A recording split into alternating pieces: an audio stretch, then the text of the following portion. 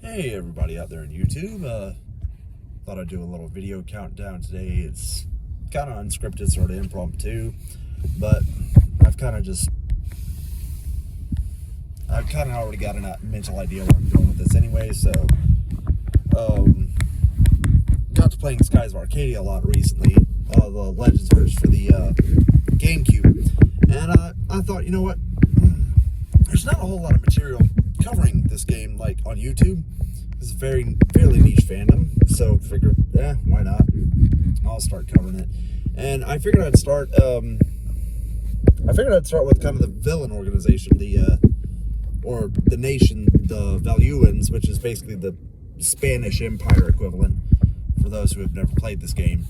I would rank the Admirals in straight up hand-to-hand combat experience, or not hand-to-hand, but no ships, for those who know the game well enough. There are ship battles and then ground battles, and who would function the best in ground battles. Now, for this fight, I am giving them only the equipment I know I have, and no summons, so like Alfonso can't walk into a fight bringing Antonio or anything like that,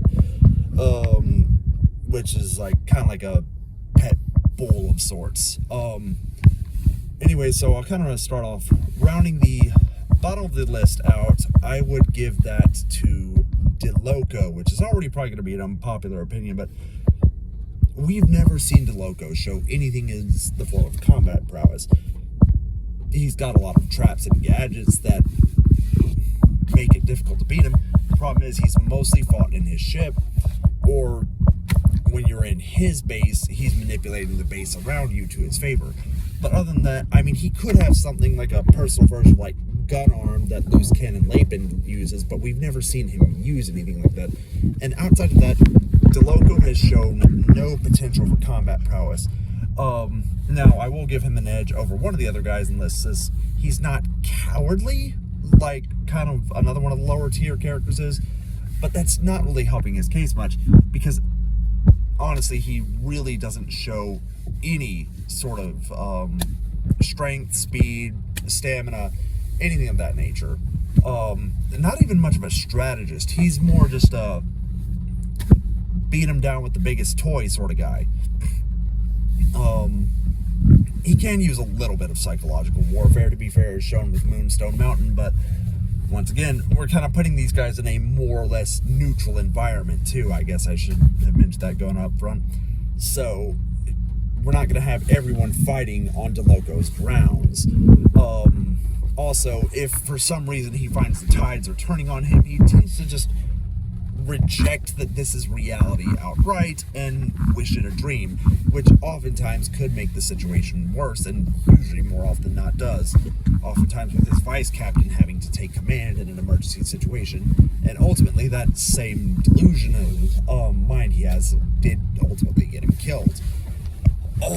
Next, on the next kind of towards the bottom of the list, is very understandably Alfonso. Technically, well, one, his cowardice is not getting him much anywhere, but I don't think he's completely useless in a fight either. Antonio,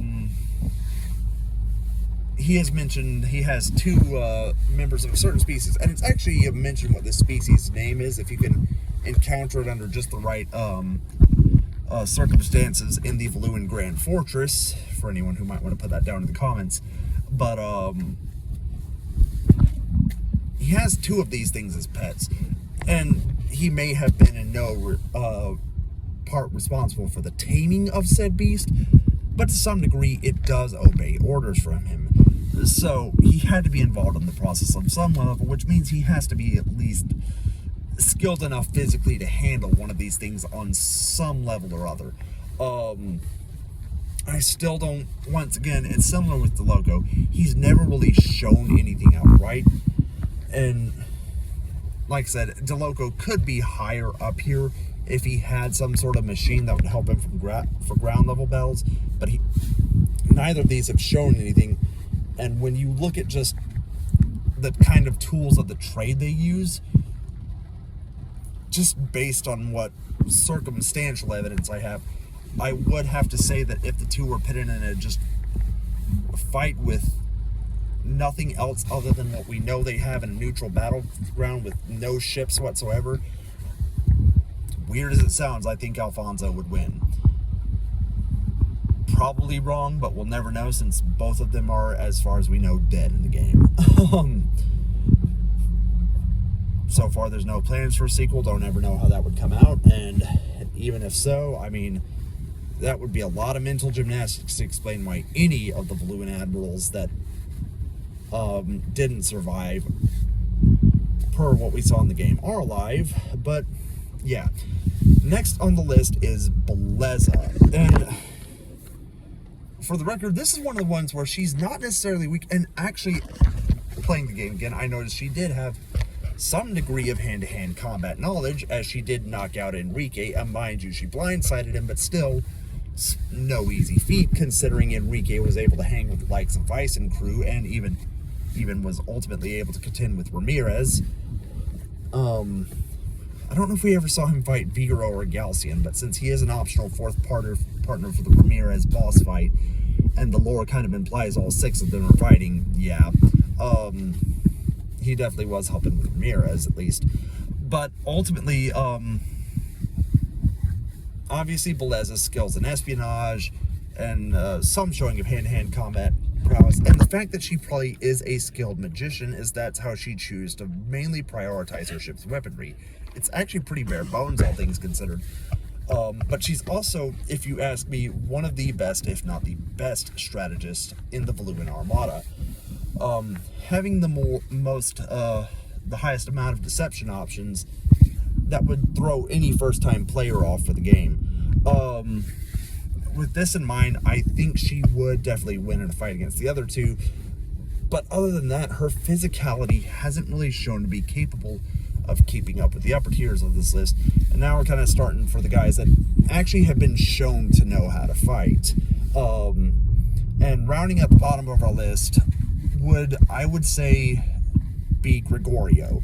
Now, he could have been a lot higher in his prime, but frankly, I think he also kind of has experience going for him, so that offsets him. Once again, the whole fight was off screen, but he clearly does have a sort of like a mason shield set he uses to fight with, and he was able to fend off Gaussian long enough for Vice and crew to get off of Dangrel Island. So, from that perspective, as much as Gaussian's been hyped up in the game, once again, he's not a terribly hard boss when you actually get to the boss fight, but from a lore perspective, he is supposed to be one of the toughest characters canonically.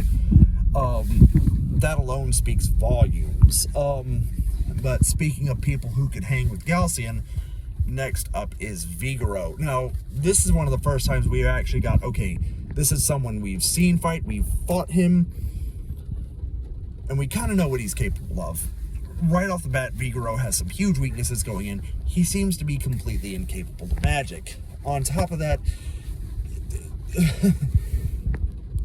lack of a better term, he's thinking most of the time with the wrong head, if you know what I mean. But beyond that, when he's properly armed, as much as I hate to give him the excuse that he uses in his first fight, he is dangerous. That cannon is nothing to joke about. And actually, when you can encounter him for the third time, potentially in the GameCube version, he is arguably one of the toughest bosses in the game. But even by his own mission, he had not been able to beat Gaussian. So far this list has been more or less kind of obvious, but where these last two come in, it's actually kind of muddled. And I'm going to give an unpopular opinion here. I think Ramirez is second place. Allow me to explain. For one, Ramirez's attacks are powerful, but they haven't quite shown to have the same destructive power as Gaussian's had. Not only that, Ramirez follows strength. He even said so himself. It was Gaussian's power that made him want to follow him. But if that was the main crux of everything, frankly, Ramirez would have realized he's stronger, probably ultimately betrayed Gaussian, and then went his own path. Or heck, even better yet, just suggested, hey, let's stay in the Empress's good graces, wait till we get enough of the pieces in play, let her in on the plan, then backstab her once we raise Soltis, so we can have the air pirate stop. It's really a boil down to whether or not you consider his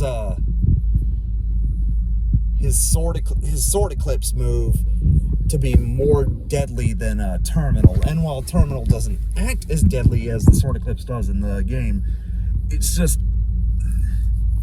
it does a lot of damage to a broader spectrum of enemies, but this is going to be in a straight up one-on-one fight. And just based on what I saw his move do versus what I saw Terminal do from a sheer cinematic perspective, I am going to have to give this to Gaussian. As far as we know, their spell sets are pretty similar. Ramirez probably has a more varied spell set, to be fair, but not to be Harry Potter or nothing, but yeah, at their best, their best is going to be an insta kill spell, and both of them can even have moves.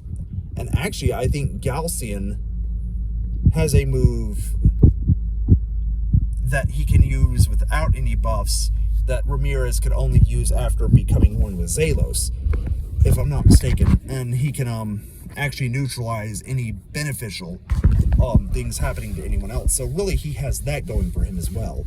And of course, finally, I will give the #1 spot to Gaussian. Once again, this really is my personal opinion, and this is from a lore perspective, not from boss 1, 2, 3, 4, 5, 6, 7 perspective. Like I said, half these guys you don't even fight hand to hand. One of them you don't even fight directly in any form factor whatsoever. But honestly, I personally think that Gaussian is actually, not only is Gaussian stronger than Ramirez, unpopular opinion, the Hydra could have beaten Zalos if it had survived its fight with the Delphinus, assuming that could have even happened. Now, I don't think Gaussian could have taken on Ramirez's fused form in a one-on-one fight. I think that form would have won. But just on a ground level, yeah, Gaussian's stronger. That's just my personal opinion. See you guys. Bye.